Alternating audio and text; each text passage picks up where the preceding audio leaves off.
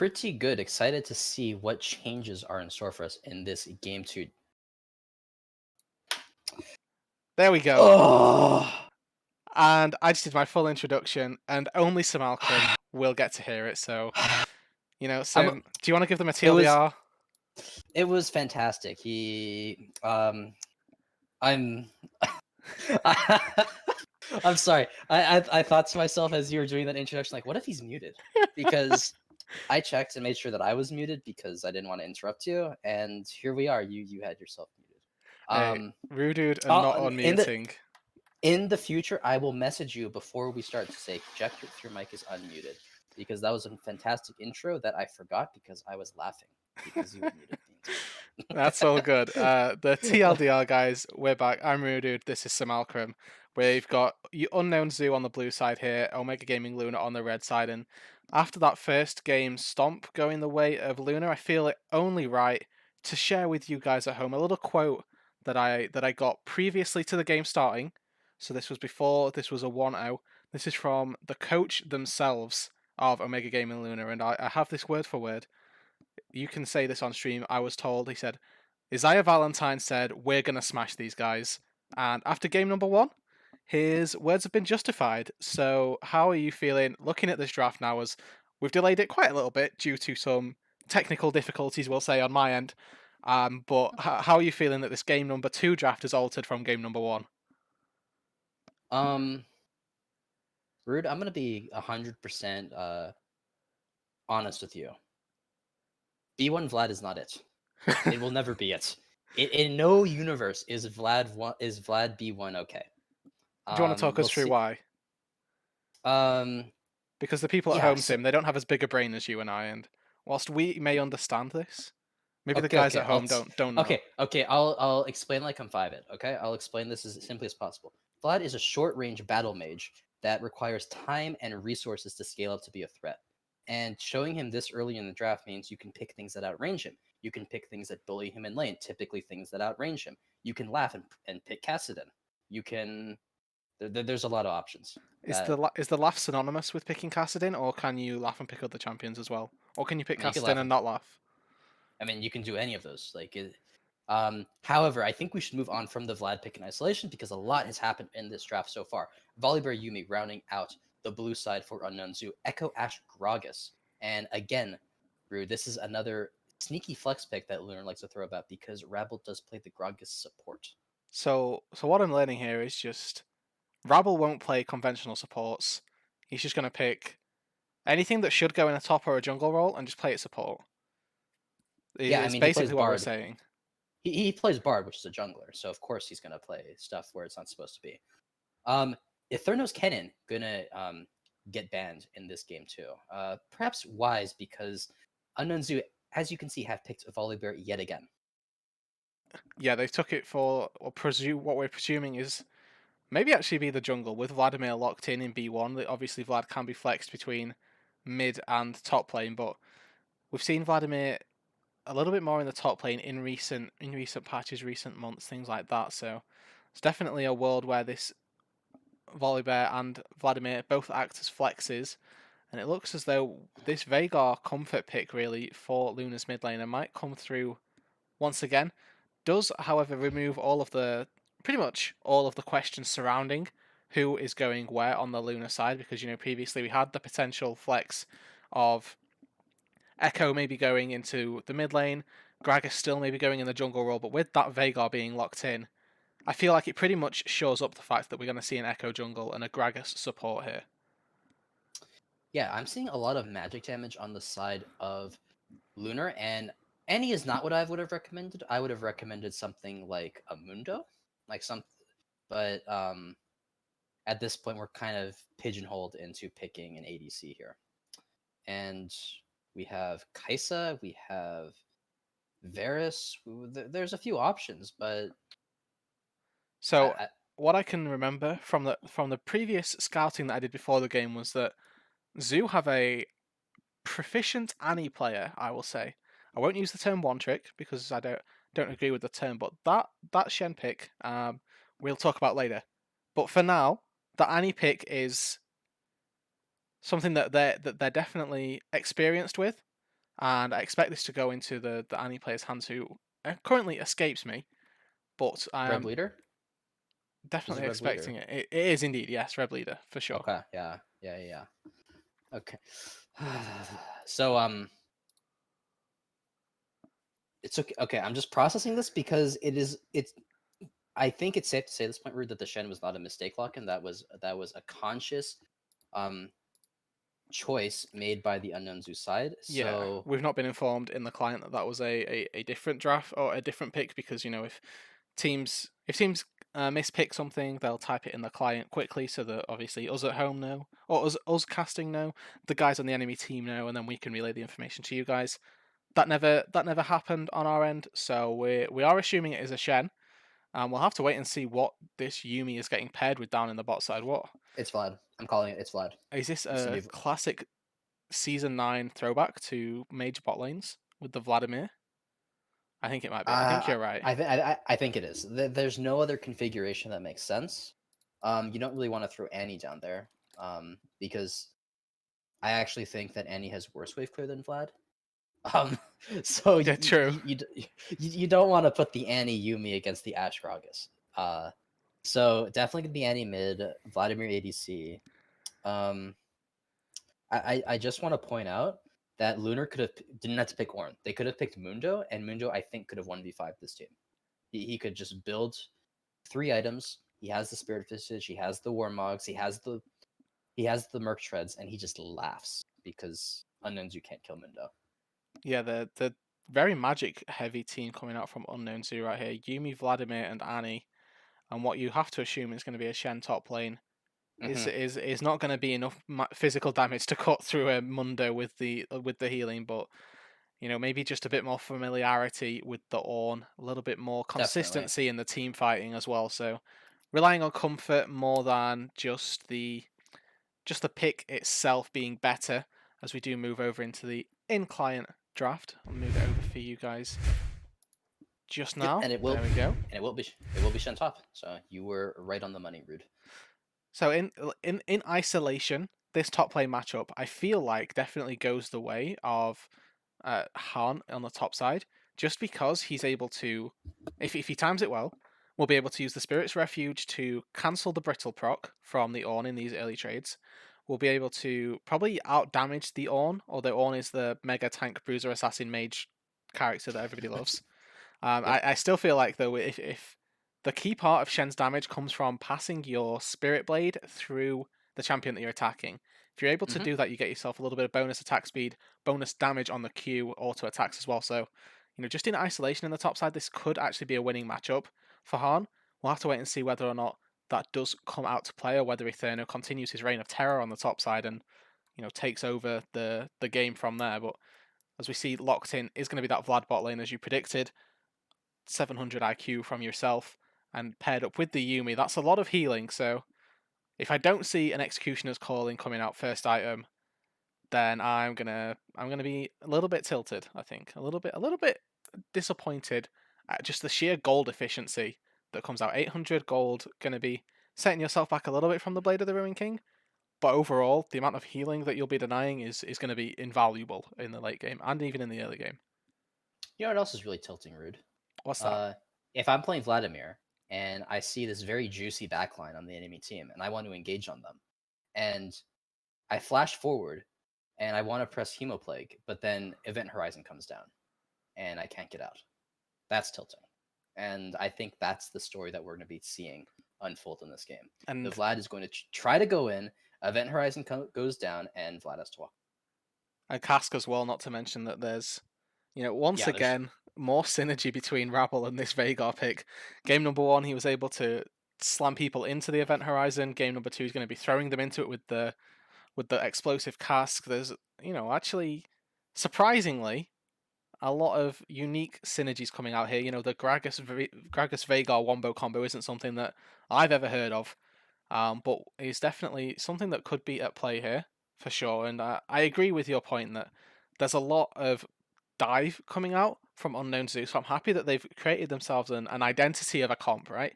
It's very clear what they want to do. They want to use the Volibear Stormbringer, they want to use Vladimir Yumi to dive onto the backline and gain access to the Veigar, to the Ashe, and blow them up immediately. How do you rate the disengage then from Lunar to deny that from happening? You know, you've touched on the event horizon, but is there anything else that you want to like touch on that would help them? Yeah, volley's really good. Volley's a really good ability. Yeah, you're gonna see the Vlad, you're gonna see the volley just run. They're gonna run at Lunar's comp, and Ash is gonna press this fun ability where she shoots a bunch of arrows, and you can't run at her. So Oh it's yeah, gonna it's volley. Ash W, not the champion volley. I got you. I got you. oh yeah, that's actually confusing. I didn't think about that. Yes, my apologies to those watching from home. I am referring to the ability that is traditionally bound to the W key on your keyboard that comes from Ash, that is called Volley, not the champion Volley Bear, who is affectionately referred to as Volley. Wow, that is really confusing. So definitely think that Lunar have the edge in draft once again, but fortunately for Unknown Zoo this time, they can win because Vlad is a really cool champion at a certain point where you get level 16, you have 45% CDR, you have a Yumi sitting on you, and you get to just flash in and blow up people. So there is a chance at victory here for Unknown Zoo. Okay. Yeah. I'll agree with you on that one. I do think that, you know, I'm definitely more happy with this draft than I was in game number one, but I Mm-hmm. also feel like the ability of itemization coming through for Omega Gaming is going to be really straightforward. You know, I look at these teams and I see two key damage dealers that both are magical damage, and then two sort of tanky, slightly AD focused, bruisery tanks on the top side. Makes it really easy for Ash to just kind of go, well, that's a more of my Mortius for me, and I'm unkillable. Or you know, the itemization is really straightforward. It feels like for humanity really, and for all the for all the heroes really. Heroes? What? Champions? For all the We're playing champions. we're playing Dota. We're Wait, playing playing Dota now? Dota. Okay. Okay. But yeah, with all that said and done, though, as we do round out this spectator delay, we're going to throw it to another quick word from our sponsors just before we load up onto the Rift, get us into game number 2 between Unknown Zoo and Omega Gaming Lunar. We will be right back.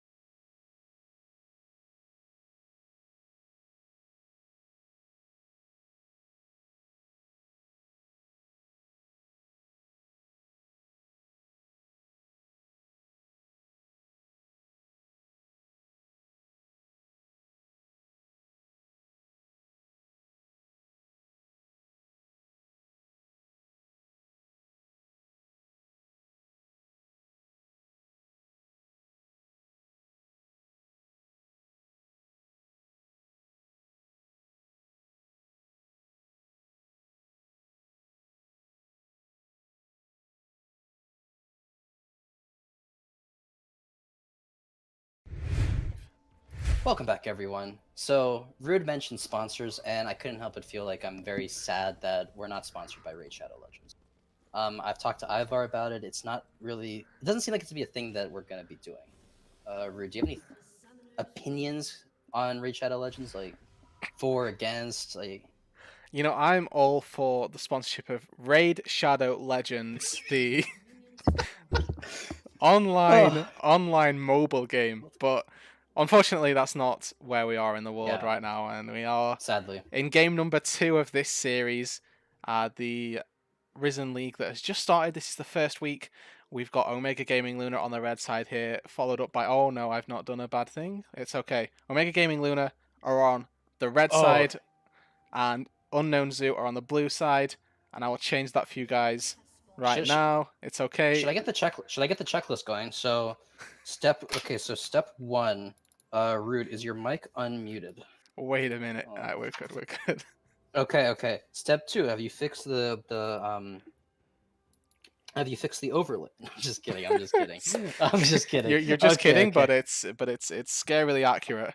I'll send you a pre-stream checklist. I wanted to say pre-flight. We're gonna see junglers both starting on their red buffs, and I'm still kind of scratching my head at the Vlad pick. I have to say that if there's a side for flex picks and shenanigans, it's blue side, where you have to pick blind most of the time anyway, where you're gonna have to blind at least a few lanes. So innovation on blue side is great. Flex picking on red side's a little weirder because you typically want to reserve. You want counter picks. You don't want a 5-head red side. So you want Unknown Zoo. you want a 5-head blue side and just 1-head counter pick red side. Yeah. Like blue side is where like you see like the YouTube clickbait video where like I got 3000 AP on Vigar support by 20 minutes, and then red side is where red side is where you the enemy team like all chats you for being a tryhard and picking your main in Challenger. So that's the difference. Fair enough. That's understandable. We do have encountered a quick pause here. Have you got the chat enabled to see what that's all about, or is it just an unknown pause? Something about a hamster No, it's about a keyboard dying. It's fine. Okay. Yeah. Well, I guess one of the players has some keyboard technical issues, which is something that we must all encounter at some point. But I fear that we're going to get unsynced. So if you just pause it for me as soon as we come out. All right, I'm paused at 2:15. Okay, what we're going to do, guys, is just leave it sort of 10-20 seconds so that any buffering that occurs in the in-game client happens without us seeing it. And it means that me and Sim are going to be nicely synced up throughout the rest of the game, and Sim's not going to be casting over something that you can't see, or you're going to see stuff and it's going to look like Sim's AFK. So we'll give it another couple seconds, and if you're ready, I'll count you in now to hit play. I'm ready whenever. 3, 2, 1, play. And there we go. Just to make sure that we are providing you with the top-notch content for you guys at home, correct overlays, unmuted mics, and now in sync casters. It's all coming up here on the Omega Gaming Esports channel. Really couldn't ask for much more, and we've got a push already established down on the bot side. Humanity and Rabble once again establishing themselves as the priority laners down on this bot side here. Yeah, so this is what I expected to happen, and this is what will continue to happen for the next 15 minutes. And yeah, I think... Oh! No way this works. No way this works. Yeah, that. Okay. He tried to use the Stormbreaker, tries to get in with the flash, but goes flash for flash with Huma. That does mean he's ripe for a regank. No cleanse on the Glacial Vigar either. Ooh, good combo from Etherno. And Rude, I think we're seeing a bit of a top gap right now. Yeah. So I didn't touch on it when the camera panned up there earlier, but Han really misusing the Spirit's Refuge. You want to use it to proc the Brittle activation, like you mentioned in Champ Select. He just kind of threw it out to win the trade, and because he lost the trade. Yeah, but, what am I missing? Oh no, I was wondering if he got the Crimson Rush transfusion activation. He did. Oh. He got it. Hey, it's important. If you're that heavily outranged, you need as much health as you can get. So I appreciate this is how this game's supposed to go. I mean, I'm gonna be honest, Rude. There's not much else I'm gonna get hyped about in this game because I don't see this bot lane doing much from the side of Unknown Zoo.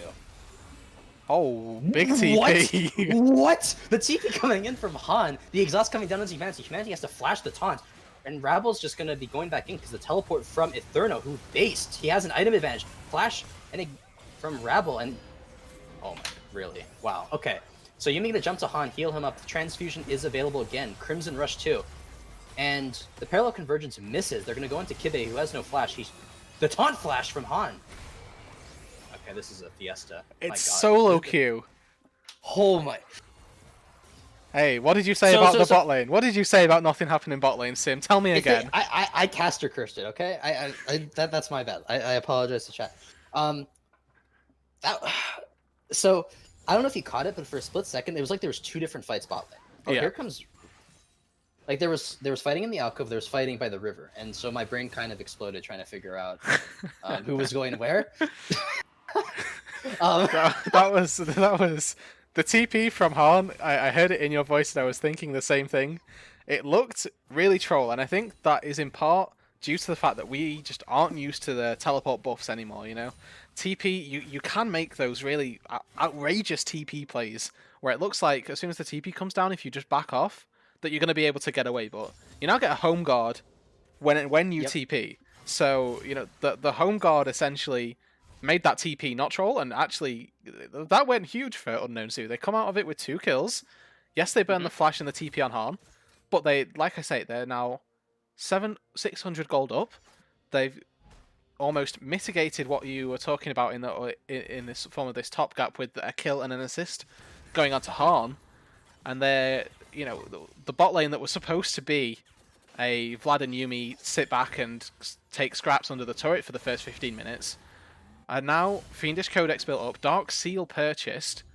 It's looking a little bit better than it was previously. I won't say that it's all doomed and the Unknown Zoo are now gonna outright win the game, but when you have a Vladimir, getting yourself those items earlier than expected is certainly what you want, really. Definitely. That's everything that Unknown Zoo wanted. And okay, so here comes OGN, gonna try to look for a gank as Han tries to crash this wave. Taunt forward, gonna avoid the parallel convergence, and I think Han's gonna go down. He has no flash, he used his dash already. Kill donated to OGN on the Echo. Etherno, that was just the cleanest bait that I think I've seen in a long time. You know, Etherno steps up, he says, you know, come taunt me, do it. It's a safe trade. You have the more minions on your side, and he takes it, bites it like a little worm if he's a fishy, and OGN jumps on in, picks up the kill, and that's a nice trade back onto this top side and really opens up the CS lead once again. But, you know, I like this from Kibe, not just the fact that he's taking the Drake, but using the roams from his laners to do so as well. Oh wait, there's 6 available for Red Bleeder. The Event Horizon missed. Parallel Convergence does as well, but they turn onto Kibe, who has no flash. Yuumi gonna hop over, and the Vigirl does not execute Kibe, and the Ignite onto OGN. He should go down. Another kill for the Vladimir, but Hemo trades it back, and Red Bleeder picks up a kill onto Hemo. That's what we call in the business a Yuumi gap right there. The Primordial Burst would have killed Kibe were it not for Kirk on the Yuumi jumping in to save his jungler, and unfortunately he did go down in the end, but you know, burnt some more cooldowns and ultimately got himself an extra 2 kills for the team. That now puts Vlad 2-0-2 with a CS disadvantage, but 3 stacks on a Dark Seal. Fiendish Codex going to look to go back, probably pick up the Kindle Gem, work himself toward that Proto Belt I'd like to see, and this is, you know, a really nice start for Unknown Zoo. You know, we saw game number 1, they really just fell and sort of flopped without particularly doing anything, but this is an entirely different look for them, making it so that they are definitely putting up a fight in this game and coming out on top so far. Yeah, and I think actually what OGN didn't getting the kill onto Han was good, but you're giving up Infernal Drake to a Vlad Annie. That's not the move you want to make.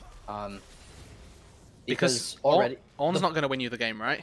A fed Ornn isn't what wins you the game. I at least personally, like, an Ornn is great to get some kills on if they're free, but that wasn't a free gank on the top side, right? Like, they lost the Infernal Drake essentially because they went for that play, and, you know, with, you know, Ornn gets to an Abyssal Mask a little bit sooner. I'm yet to see the Eterno takeover with an Ornn. You know, if this was Kennen or something like that, what we saw in game number 1, then I'd be right there with you saying that, or, you know, thinking that that was a worthwhile play. But I'm fully in your corner with the not trading Infernal Drake when you're giving it essentially to Annie and Vladimir. Yeah, and the other thing is they opted into the fight afterwards. Let the Drake go, and then you gave another kill and 2 assists to the Vlad. Like, that's not what you want to do.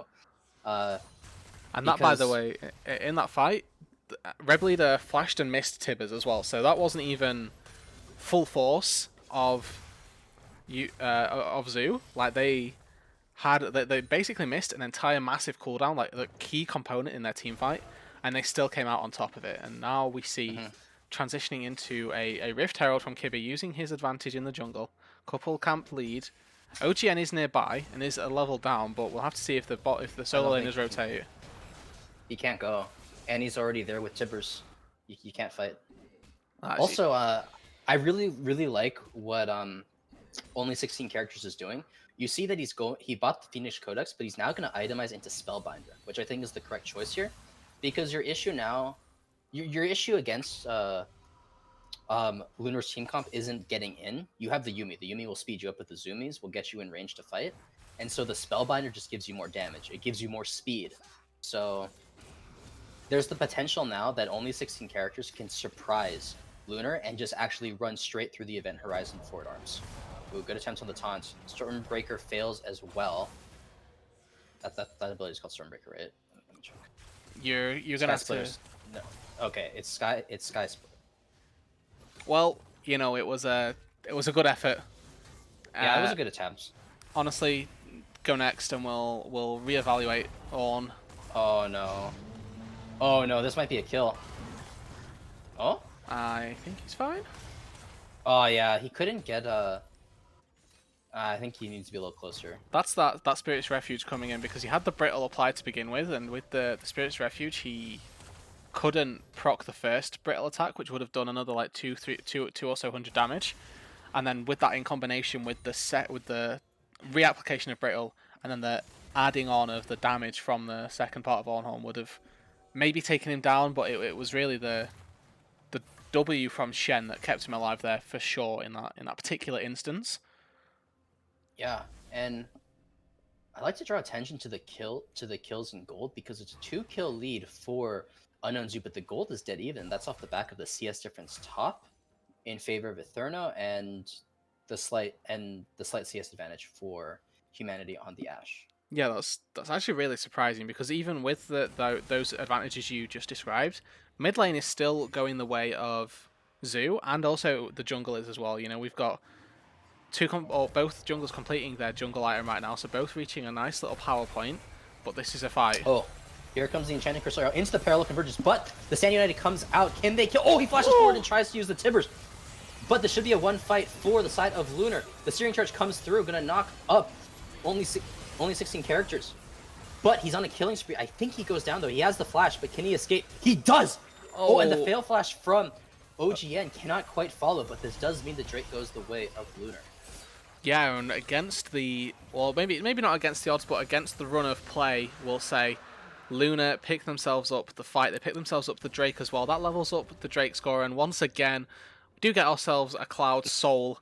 You know, less prized, but it's gonna happen once again for the Lunar guys, for the Zoo guys. They're gonna be reveling in ultimate cooldown CDR.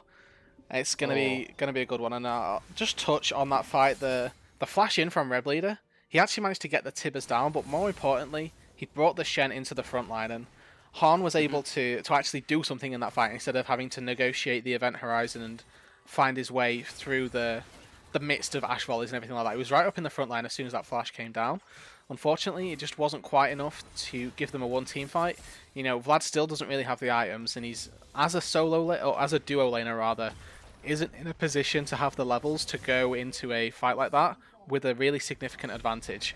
Obviously, with the 3 kills, he's still just sitting on the components of that Spellbinder, hasn't yet got the item itself, and we're waiting for those big ticket items to come through, like right now, you know, managed to get himself the item, and Luden's still not completed on Annie, and Sunfire Cape not yet completed on Shen. They were still fighting with components that needed to be completed for that team fight to be really going their way.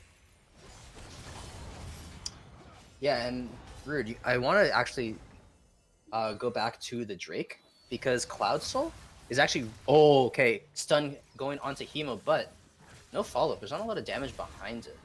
I guess Red Leader didn't want to invest the Tibbers or the Ignite. Enchanting Crystal onto Kirk. Can he dash? No, he's gonna die. The explosive cast comes out, but Only 16 carries going forward. He might go down, but he has the Crimson Rush transfusion. He's going to get... Yes! And the Hemo play goes down. Can he survive? No Ignite available for Scarred Rabble, and a fight on the top side as well. Going to dodge the Sky Splitter, does Eternal. Can he reactivate the Call of the Forge God? He cannot. And so that's a 2 for 1. Yeah, overall on the map, Lunar coming out a disadvantage there. Ash and Ornn going down in response for just the Yuumi, and this is becoming a little bit of a problem right now. You see a 4-kill Vladimir in any other lane, and you sort of begin to be really worried, and it really is just the fact that he's splitting the XP that's making him not take over this game right now and not have that significant advantage in the game overall. But that was a really good example of what you can do when a Yuumi is detached, and also a really good example of how actually strong only 16 characters is on this Vladimir. Was essentially able to 1 versus 2 kill humanity with all of his cooldowns available, using that spellbinder nicely as well. And I want to talk quickly while we've got the time about how that mid lane little fight went. You saw the Annie jump on in with the Q and the stun available, and really wise itemization actually from Hemo. Picked himself up the Mercury Tread, so that stun really isn't as effective. We might see it here. He's just going to walk himself out, and it is a Merc Treads difference kind of game, because without that magic resist, he dies for the lack of magic resist, and 2, the extended stun duration would have meant Red Leader was able to get a lot more attacks in. Oh no! Oh wow. Okay, really well played from Red Leader, and not well played from Han. I don't think. Maybe Red Leader does die without the Stand United, but I don't know. I don't think you had to use Stand United there to save Red Leader. That's okay. It was something else I wanted to. If you think of it, then let me know. I got it. Go. Okay. This is all you. Yuumi needs to get the hell out of that lane. Go hang out with the volley. That's all you have to do now. Just give solo XP and over to the Vlad. Because Yuumi has the Spell Thief, she doesn't have to be in the lane. She just needs to hit champions. So just put her on the volley. The volley is the best user of the Yuumi besides the Vlad. Yeah, I agree. As soon as you put Yuumi on a volley, not only does it amplify your volley, but in a weird sense, it also amplifies your Vlad, because, as you mentioned, he's going to get that solo XP, and with it, he's gonna be able to get. You had a good stretch. Don't look at the support items. Don't look at the support items. Don't hover over. Don't hover over the spell thieves. Don't hover over the gold. Is that what you're telling me not to do? Yeah. I'm gonna say it, but don't look, because it's painful. Okay. Rabble has more than double the gold on his quest. That's something that we wanted to see from game number 1 that just unfortunately hasn't been adapted from Kirk, and it's really showing again sort of a kind of lack of understanding of this particular of the role. You need those wards, and you need to use your support items effectively, and that's what I was saying about Yumi's taking even the Steel Shoulder Guard or the Relic Shield, because even in this particular game, she's had ample opportunity to fight and just hasn't fought anything. Oh, you want this Drake? Oh, they lose it. Wait, he's gonna ult in. Oh, he's gonna go. Can he steal it? Oh, he doesn't quite secure it. Ash actually securing it. Here comes the Chrono Break and the final chapter. Can they kill OG? And the Parallel Convergence does not aren't in time. Now, Ethereal's going to be the focus. The Tibbers is going to land onto humanity. He's going to go down. Only 16 characters going to flash forward to secure that kill. Ethereal running for his very life. Exhaust coming down for the Yuumi. And can they catch him? Shen going to flash forward, but he has no energy. I don't know about that. I wouldn't. That was overall still a really good team fight, though. Barring the fact that was an awkward blast cone and an awkward flash from the Shen.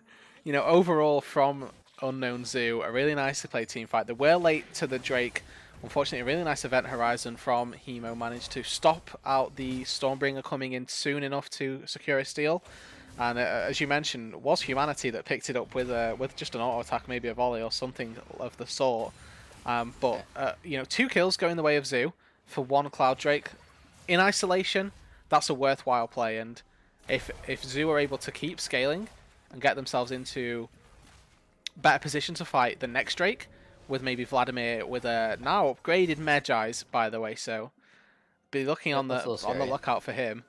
If they can get to the next Cloud Drake, and they'll be in an even better spot, because Vladimir's only going to get stronger, right? He's going to be in a great spot to just take over these team fights if he's unchecked, left and allowed to. Yeah, and that's why I think securing Cloud Soul is so critical for Unknown Zoo's comp.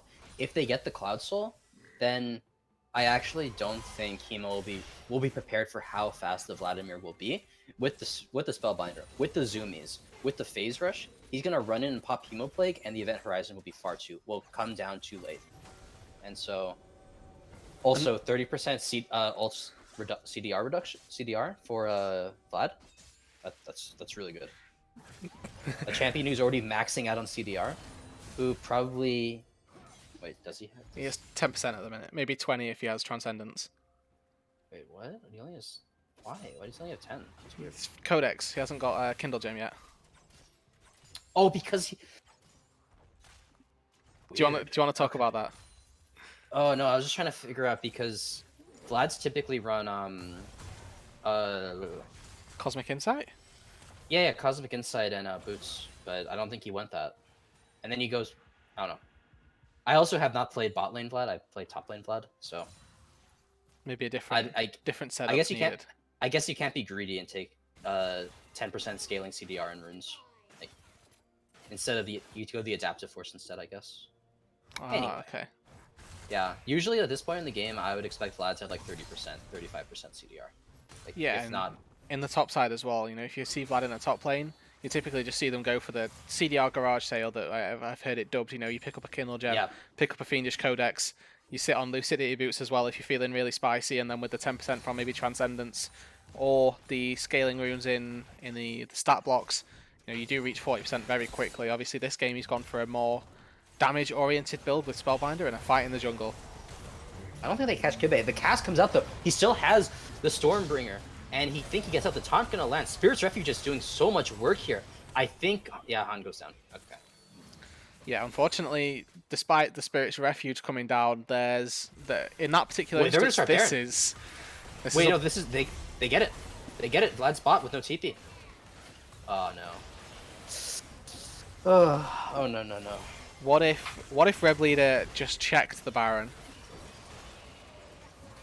I feel like he might even just stop it and get a solid amount of, but like definitely gets 2 kills. He's pinging, he's on his way, but I think he's too late to this call. It's far too late. Yeah, this is a really decisive call from Lunar. I don't. Oh no. Wait. No.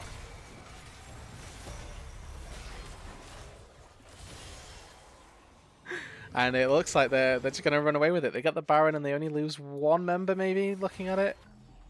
Okay, I'm sorry. I knew I should have been playing that, but I was aghast at looking at that one-man Tibbers. so I was trying to process what I was looking at. I was like, that was a 3-man. That was a 3-man, and it was a 1-man. So it's clear from that Baron call that Lunar is the more decisive macro team. Their macro also seems to be better than Unknown Zoo. Don't quite understand why only 16 characters is AFK playing bot lane when he has Ignited no TP. And again, in another unsurprising turn of events, Kirk has yet to acquire wards. He just doesn't have them. Yeah, he's 22 gold off. They are going to get this. They are going to get this Drake though. So Constellation Drake, that's good. Yeah. As we mentioned, you know, they're in a. I'd say that my prediction was they'd be in a better state to fight for the Drake. They've actually. Vladimir's only just about to base and spend the gold that he's been accumulating bot lane for the last 5 minutes. But they kind of get it as you say, the consolation prize for losing the Baron, and Lunar just taking the time out of setting up the dragon to just essentially take the Baron for free. They do lose out on one of the members. Unfortunately, Hemo did go down, I believe, in that exchange, but they're going to be more than happy anyway to just take the Baron and potentially engage. Well, take the Baron and start taking some turrets as well. Rude, I invite you to look at Hemo's itemization. Okay, yeah. I see. Yep, this is spicy. This is what we were talking about, isn't it? Were we? Were we specifically? Not specifically the Abyssal Mask, but that they just need to buy MR and then they are in a better spot. Oh, this is awkward. Okay, Kibe, I don't think he had to flash. You know, if Yumi was sitting on the volley, he wouldn't have had to flash. He would have just turned and fought there because volley with Yumi is really funny. But yeah, you're right. I think the Abyssal Mask is a smart choice. That also means that Aetherno can upgrade that. he could just upgrade the Abyssal Mask for Hemo. That'd be pretty interesting, actually. Eterno's And gone this, for a locket as well. Sorry, but that's caught me off guard, and I actually really like it yeah, it's as good an here. upgrade because he doesn't need the Iceborne Gauntlet and he doesn't need the Sunfire Cape. So just grabbing the locket, he's going to try and pick up some, hopefully some HP to make the locket shield better. But Red Leader here. Man, the Merc Treads are so powerful. If that was any other boot, he dies there because the Thundering Smash stuns up OGN and he just gets chain CC'd and dies. But he has Merc Treads. Remember to buy Merc Treads, kids, when there's a lot of CC on the enemy team. Yeah, I actually think Merc Treads are, I mean, and rightly so for the gold that they give, the most valuable boot in League because of that tenacity reduction. And no other boot really has that sort of that unique effect on it. You know, obviously you have Mobies with the move speed and Tabbies with the auto attacking, but I feel like even in scenarios when auto attacks are prevalent, that if you have to toss up between denying auto attack damage and denying CC, you pretty much always want to go for the CC reduction, unless I'm misreading that. Well, I think tabbies are more. I was chewing on my pen. I think tabbies are more valuable when you're facing a team composition that if you're stunned, or if the primary damage is auto attacks, then reducing the duration of CC doesn't matter because you're still taking the same damage. But ninja tabbies directly reduces all the damage you take. Okay, yeah, I was quite happy to open that one for discussion because I was kind of confused. How's your pen tasting? Oh, my pen's pretty yummy. But also, actually, the entire reason taunt on Scarred Rebel, I don't think that's the target you want. He's just gonna bop out of there. I was gonna say, I was wondering why only 16 characters opted for Void Staff second, and then I saw the Abyssal Mask, and I was like, oh, that makes sense. So it's just wise itemization actually coming out from both of the from pretty much everyone here. I thought Humanity hasn't picked up them all yet, which I'd want to see, but the thing with Ashes, and I feel this is so. Oh, here we go. Oh, come on and slam. Volley gonna throw her his full combo. Humanity kiting out actually misses the volley, but uses the heal to escape nonetheless. And Kibe taking a bit of damage. I want to call him Kabe, but he's Kibe, so. Well, imagine if Yumi was there on the volley with I keep final chapter. Just put the Yumi on the volley. You're doing the volley. It does nothing right now on the Vlad. Just like start on the volley and then jump to the Vlad eventually. Anyway, I don't like Leandri's here from the Annie. That should have been avoid stuff. Yeah, for sure. Both of these AP users needed to get avoid staff, and this could be a dive from OGN with the parallel. He's just going to throw it down for some zoning pressure, I guess. But back to my Ashe point, because I never got to make it. Ashe is, for me at least, with a fair bit of experience, when she's versing these, quite beefy tanks, she really needs 3 items to come online. And in this particular case, there's a world where you can make a case for buying the Maw of Malmortius, or basically not buying an Infinity Edge, but typically you need the Infinity Edge along with Runans and Borg before you start actually dealing consistent damage that people need to be worried about. In this game, though, I again, make an allowance for even a Last Whisper to come through, even a Maw of Malmortius, just because of that's the only way that she dies, really, is if she gets blown up by Vlad. Then that's the only way she dies, because you saw it there, Volibear used his full kit on her, and she was sitting at sort of 40% HP. Yes, she did use the heal, taking her back up to 60, but it's kiteable, isn't it, a Volibear? As an Ashe especially. Yeah, once he expends that initial combo, he's pretty easy to escape from. And Baron once again started up, but they're going to not turn off it. They actually thought about turning off it, or might get caught out here. Here's the sun coming down onto a Therno. They're going to focus him first. Call of the Forge pop. Parallel converges down as well. Enchanted Crystal Arrow goes wide. The Call of the Forge does knock up Vladimir and Annie, but Chase on a good flash taunt coming in from the Shen. And the final chapter going down. Cask goes wide. Kibe on a killing spree. And that's a 2 for 0, and they're going to turn to the Baron now. And Vlad's going to eat the Scuttle Crab. Crab's delicious, by the way. Crab's pretty yummy. Thank you. But, sorry, I just felt like I had to... Okay. Oh, I like that. Good ward as well. And Ojans might try to steal. Here's the Event Horizon going down. Parallel Convergence does as well. They're going to wait. Oh! Okay. What is it with Nice these? job, Annie. Nice job, Annie. These... okay, so in fairness, Kibe still has Smite available because OGN jumped in, and then it was probably the Q from Annie that took down the Baron, so Kibe still has Smite available. He was actually just saving it for this Cloud Drake. So actually big brain from him that he knew that OGN would miss Smite, and then he's able to go down and take the Cloud if he wants to. There you Yep. go. Look at that Smite perfectly He there. actually he had 2 charges. Like you can look at Okay, his Smite okay, right now. Sim. I'm sorry. He had 2 charges. He just missed it. It's fine though. All's well that ends well. No, I'd just like to clarify. No part of me thought that Kibby was saving Smite for the Cloud Drake, and was confident in the miss Smite from OGN and the secure Yep. from Reb Leader. Just to clarify. I'm just a jerk, chat. It's not a secret. There's a reason 9xSim exists on this channel. Surprise, I did that. That was me. That's my fault. Okay, so Ash is gonna get her upgrade. She went to the shop, got a custom made Blade of the Ruined King. Wait. Mechanic orange skin. We need it. Sorry, Take it to Riot right now. yeah, write it down. That's a great idea. Just bring back the Piltover custom skin line. You know Blitz, the Blitz skin. Yeah. Yeah. Bring it back. Bring it back. We need Mechanic Orange. Mechanic on. I like it. Just build a And rare. then it would have to be a legendary skin because you'd need voice lines for every upgrade. Like he comments on it when he makes them. Bonus points if Riot chooses to do individual like interactions, like depending on the character getting the item built. Oh, that would be. They do a lot of that with Skin Spotlight. When Yeah. so many Yeah. interactions just randomly. I can see. Imagine Blitzcrank gets an upgraded item. The Piltover Customs Blitzcrank gets an upgrade from Ornn, from Mechanic Ornn. Imagine the interaction possibility. Yeah, the skin is so good. It's a brilliant idea. Okay, I need it. It creates itself. Oh.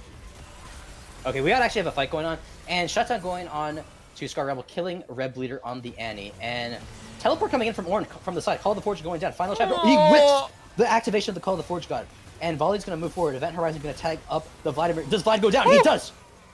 And this should be a 1 fight now for Omega Gaming Lunar. Parallel convert. Chrono Break was used. And Kibe's gonna run for the hills. Does he get shut down? Yes, the orange shuts him down. Yumi's dash is interrupted. So double kill for Etherno, and I don't think Han dies, but I don't He's just think gonna distract, isn't he? Yeah, he's just gonna try Yeah, and buy Rebel's just time. gonna keep him from proofing. Yeah, he's gonna deny the Baron buff from going mid. Wait, that's game. No, wait, no, the death timers are too short. It's definitely a turret. It's only Reb Leader that spawns. They've got 15 seconds. Oh yeah. I think they're gonna try to end. I think it's gonna be close. I want to say they got it. Tibbers is available. Flash Tibbers available for Reb Leader when he respawns. No, it's game. I think it's game. Oh, he misses the yeah, it's game. He misses the flash tibbers. Wow. And in a surprise turnaround fashion, Mega Game Lunar takes a 2-0. As per I think our expectations, but the way in which that happened, that was not how I was expecting the game to end. How I was expecting the entire game to play out at all after game number 1, and honestly, Rabble MVP right there actually started the fight by catching out Reb Leader. They were able to catch. They were able to catch him out. Caught napping with his flash available. Didn't flash the cask. They were also able to win the fight off of that. They were able to just charge it down. A nice event horizon from Hemo actually caught Vladimir off guard. He died without using his pool, so that also swayed the team fight drastically. And then obviously the follow-up from Etherno picking up 2 kills for himself, and then Rabble as well just taking the couple double Rabble taking the time out of Shen to keep him preoccupied while they end the game. It was wonderful engage from Rabble, to be honest, off of the Baron misplay.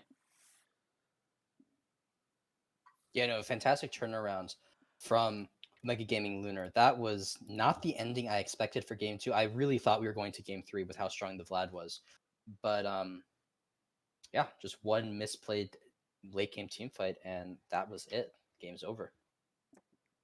Indeed. Well, ladies and gentlemen, that's it for us, really. We've given you a great new skin line concept, given Riot some wonderful ideas to mull over. So clip it and ship it, send it to all your Riot friends. We all have them.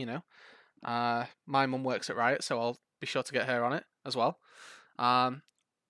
We've given some nice analysis on how supports should be not building Spell Thief's Edge, and how Yuumi should sit on the jungler, and also hopefully provided some entertainment with some unmuting and some muting of microphones.